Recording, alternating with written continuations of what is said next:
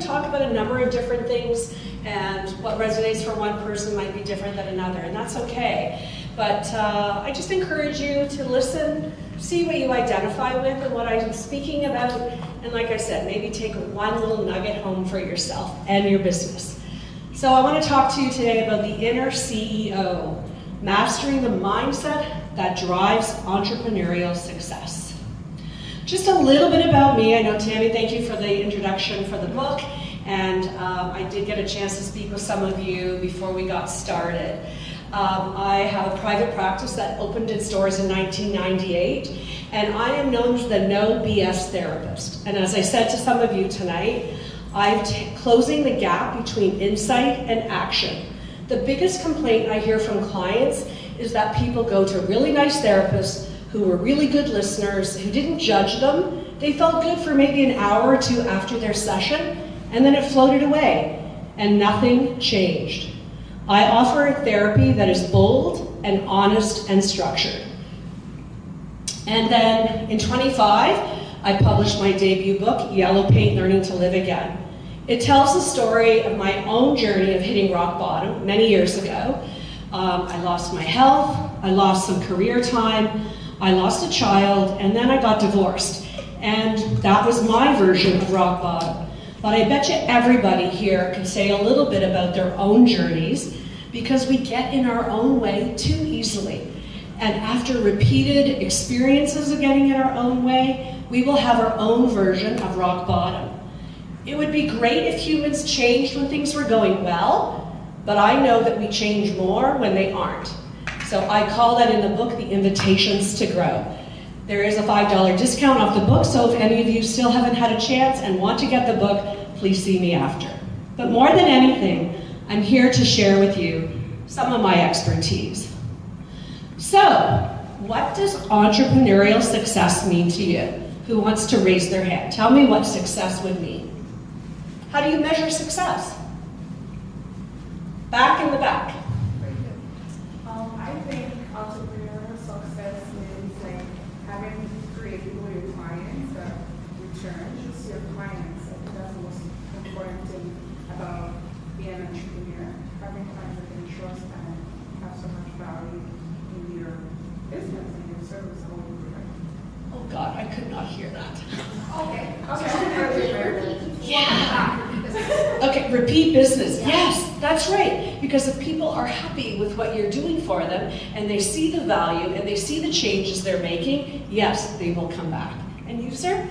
Well, it's about making profit. Making profit, right? Show me the money. Maybe it's about having confidence and knowing that you believe in what you're offering in such a clear, dynamic way that you have that embed confidence that you can speak, knowing that what you're offering is valuable. Maybe that's success. Maybe it's about the number of likes, comments, shares, collaborations. You know, it's driving us a bit crazy, but a lot of people are spending a lot of money and a lot of time on social media marketers to get those views. So clients who I work with who are high-performing entrepreneurs tell me success is financial freedom, flexibility with their time, when they're on, when they're off, the flexibility of choosing their holidays, their downtime. Most owners will want to reach a point where they can actually sell their business. And last but certainly not least, there's a bit of legacy, the existential philosophy of just trying to make the world a better place and providing something out to the world that makes it better. So I looked at, how would I put this in perspective for people about the importance of mindset. And I looked up this guy, Adam Tooze at Columbia University. Because I'm like, what is going on in the world? We all know how chaotic and crazy it feels post-COVID. And he coined the term, we are living in a state of polycrisis. Economic pressures, information overload, political polarizations, wars, conflicts, uncertainty, climate anxiety, all of those things. And we're trying to run a business in the middle of all of that. So challenging. But what if I told you the biggest obstacle in your business actually isn't the market, isn't the competitors, isn't even your business strategy? What if I told you the biggest obstacle could be the conversations you're having in your mind right now? And I had some good conversations with some of you before we got started about this. So I know you get this. I know that you can have the same person different people running the same business, and they'll have different outcomes. The conversations that are the most problematic are the ones that make you feel anxious, burnt out, obsessed, fearful, and doubtful. And what does that all do? It affects your leadership, your decision-making, your confidence, your creativity, and sustainable growth. So maybe it's not so much a business strategy, though I understand that counts for something. What if it's actually a nervous system strategy? Because when you're afraid and overwhelmed, you won't think as clearly, you'll overthink. Your anxiety could peak, your confidence could drop, your avoidance grows, your momentum slows.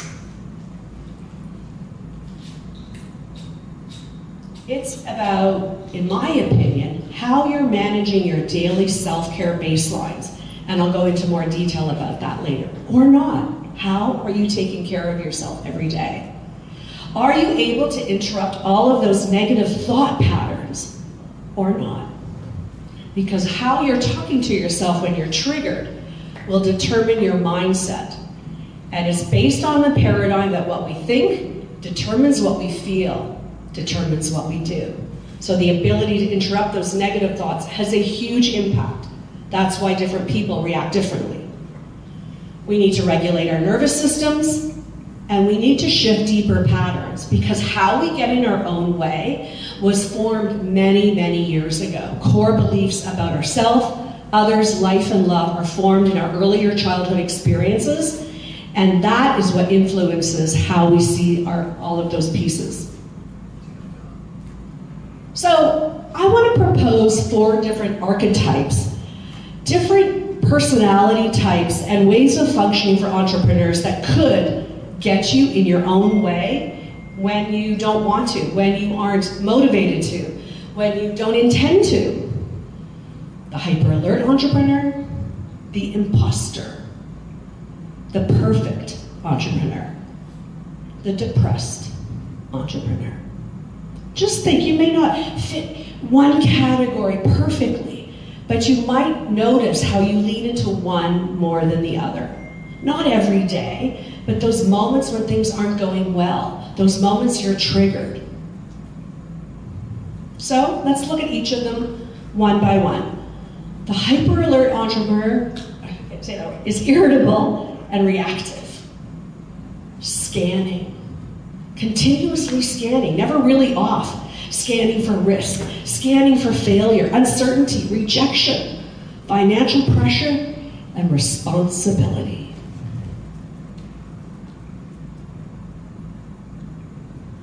The hyper-alert entrepreneur's body is tense, doesn't rest without feeling guilty about resting. Starts to show some autoimmune and dysregulated immunity symptoms, headaches, stomach upsets, eczema, inflammation, post-exertion fatigue, chronic pain. Wherever our genetics are for the weaknesses in our body and in our immune system, that's what starts to show up. Undersleeping, undereating, and then crashing. That's what happened to me. And I can show you a picture afterwards if you want to see what happened to me when I crashed. You won't recognize me. So what are the thoughts of the hyper-alert entrepreneur? Overthinking. What could go wrong? Okay, future problems. Let me worry about things that may not even happen, but I can't turn it off. worst case scenarios, maybe even dwelling on the past, dwelling on missed opportunities.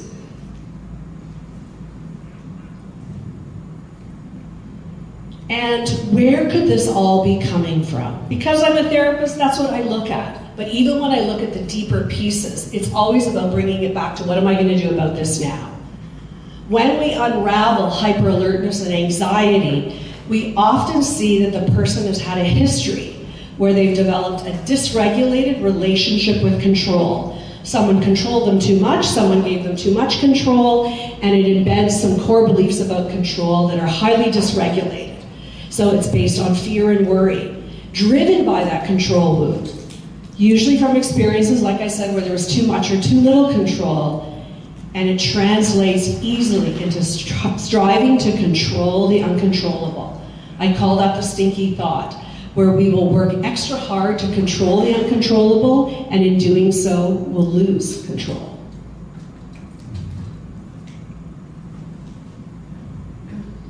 So maybe ask yourself, how is your baseline going? Are you sleeping? Are you under or overeating? Sorry, are you undersleeping, I should say. Are you under or overeating? Are you squeezing out social time with your peers? Are you under moving your body? 4 pillars: eating, sleeping, exercise, and leisure. Do you often feel like you're never really off? How about your digital footprint? How dysregulated is that? How often are you on your phone, scanning, checking, rechecking, commenting, emailing?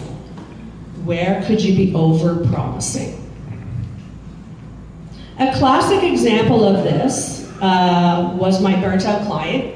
She developed chronic migraines and tinnitus. We started looking at a couple of things together, and one of them was about using the app limit feature on her phone to reduce and cut out her screen time. I also developed a self-talk program called Change, and it has to do with building those tools and strategies so that in the heat of the moment, when you're most triggered, where you're most likely to get in your own way, you can literally change how you talk to yourself. So my measuring stick is usually about changing your relationship to your brain. Is your brain going to tell you what to think? Or would you rather not tell your brain what to think? Without drinking, drugging, or delusional, we have the capacity with practice to change what we say to ourselves. Okay, let's take a look at the second one, the imposter. This gets talked about more and more. People coming to me, smart, successful people, still living with doubt about their capacities to perform. They're either overworking to prove themselves, or they're hiding.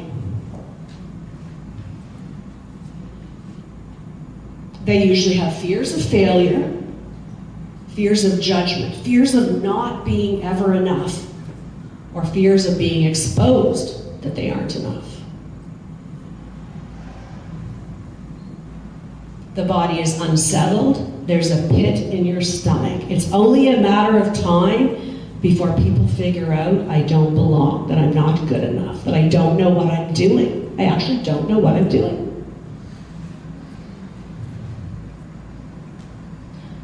The thoughts go something like this: I should know more. In the CBT world, that's a play on words. Shitting on ourselves, shitting on others, shitting on the situation. It's a cousin of the blaming thought, I call it. I should know more. I'm behind, I have to prove myself. Someone's going to figure out I don't belong here. I have to prove myself constantly. I can't make mistakes. So much pressure. So much pressure. This usually has to do with earlier life experience of worthiness, where there are problems with confidence, where somebody usually shamed us, where somebody criticized us. Often well-meaning parents that are carrying their own wounding experiences before they became parents. But they drove us a little too hard, or they criticized us too much. And as children, we have no capacity to differentiate between the truth and what's really happening. We will easily make it about ourselves. So it translates into my worth is only equal to my productivity. So if I make mistakes in business, it means I must be a failure. We have such low tolerance for mistakes, because if I'm walking around carrying a shame wound and then I make a mistake, I can't tolerate that. That's confirmation that I'm never really enough.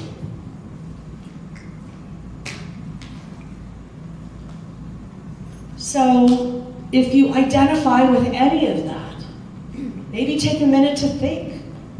Do I spend a lot of time comparing myself to others in business? What other business owners are doing, what I'm doing versus what they're doing? Are you competing with others instead of collaborating? Even what Tammy said earlier about, lost networking. Some of that lack of follow-up is about intimidation or not feeling good enough. Make friends with your competitors. There's something magical that happens when we collaborate. Are you obsessing about how something wasn't enough? Looking, glass half empty instead of feeling what you did achieve? You're underestimating your power. You're underestimating your worth, and that's going to directly correlate to how successful you are. This was another case example. I worked with another entrepreneur who was toning down how she talked about her business.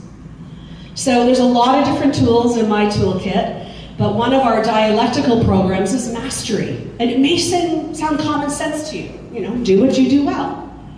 But noticing what you're doing well every day, doing what you know you're good at, and then acknowledging that to yourself is a constant daily reminder that you are worthy, that you actually know what you're doing, and that you're more successful than maybe you want to believe you are. Change is harder than we think. So all the tools that I use with clients, these are daily tools. And what resonates for one person may be different than somebody else. But taking a look and noticing what you're good at. With my clients, I'll say pick 3 things. 3 things that you know you do really well. And make sure you do at least one of them every day.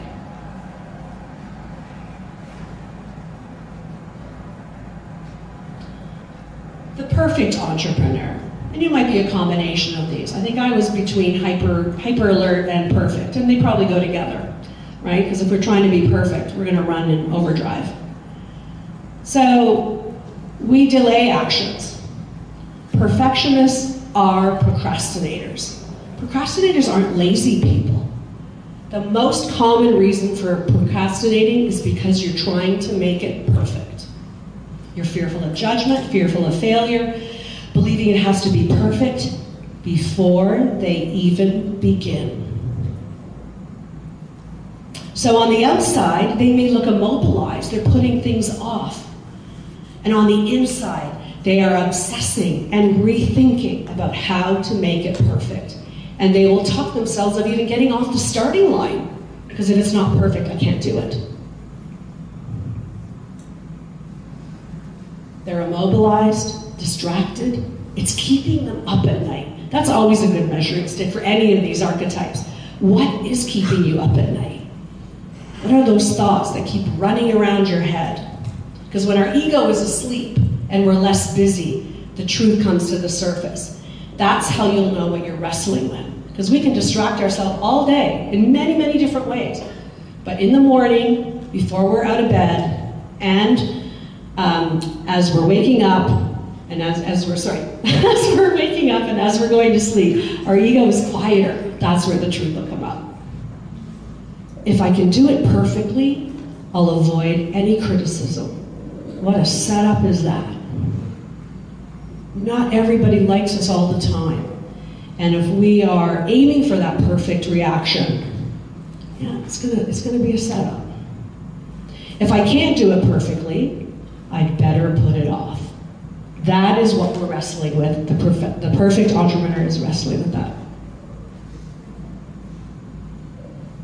Usually there are historical experiences that combine control and worthiness. So there's mixed wounds where we're wrestling with a relationship with control, because I'm going to keep going over and over until I can make it perfect. And I believe that if I keep going over it, I'll reach some level of control, and of course we lose control. But it also is because if you are having that element of insecurity, You have very little tolerance to be imperfect. Your standards for yourself go way too high, but that is overcompensating for a deeper sense of insecurity. So think about these questions for yourself if you think you might lean into that category. Are you stuck in decision friction? What are you putting off until you find the perfect solution? I'm going to skip over this example because I was just given the 2-minute warning, but I think you know where we're going with that. And the last archetype is the depressed entrepreneur. And Tammy said, please put something in here about depression. So she may know some things, right, about what happens with business owners. So I put this in here. Classic depression, underperforming, hopeless, disconnected from purpose, disconnected for what you're supposed to be doing, how you're supposed to be spending time in your business. You know, classic underperforming, disconnected, sorry, that's a repeat. I had a case example. I can talk to you a little bit about what happens. Oh, we are back. That's so weird. My apologies. We are right back to the beginning.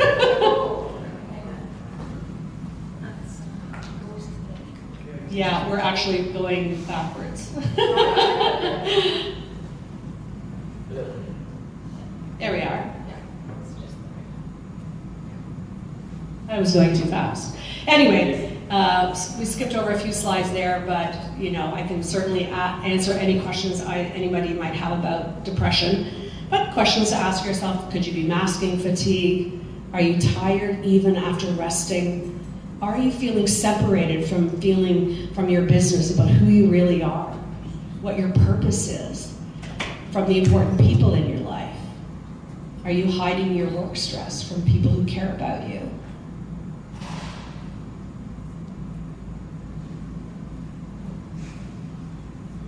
So I'm going to skip to the end, and again, anybody has questions about this, I'm more than happy to answer them. But I'll just leave you with these 4 ideas of the interventions that are the most important. Improving your baselines for eating, sleeping, exercise, and leisure. Make sure you have a reliable way to interrupt negative thoughts. Calm your nervous system. And think of your healthy self as your internal healthy board of directors. And thinking about how you're protecting your sleep, reducing sleep revenge. That's a new term, right? We keep putting off sleep because I've been busy all day with my business. I deserve to have a couple of hours of downtime for myself. I end up going to bed way too late, waking up tired. Just choose one of those areas, maybe, to pick one.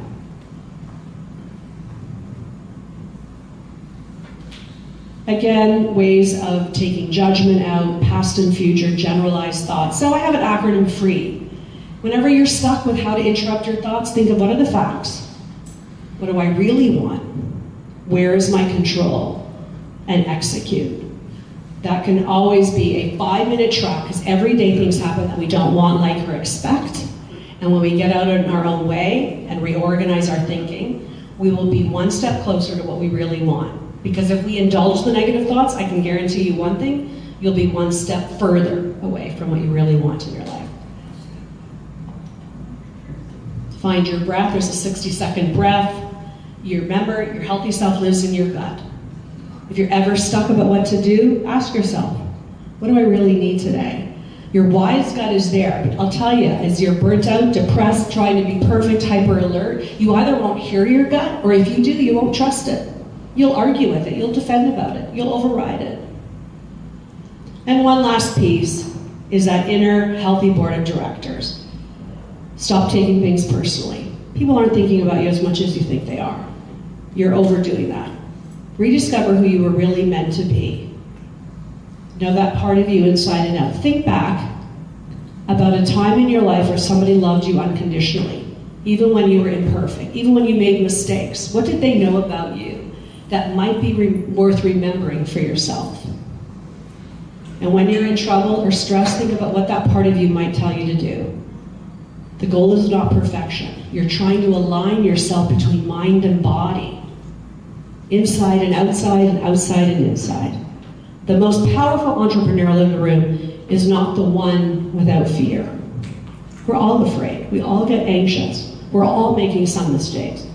It's the one who knows how to lead themselves through that fear. Thank you.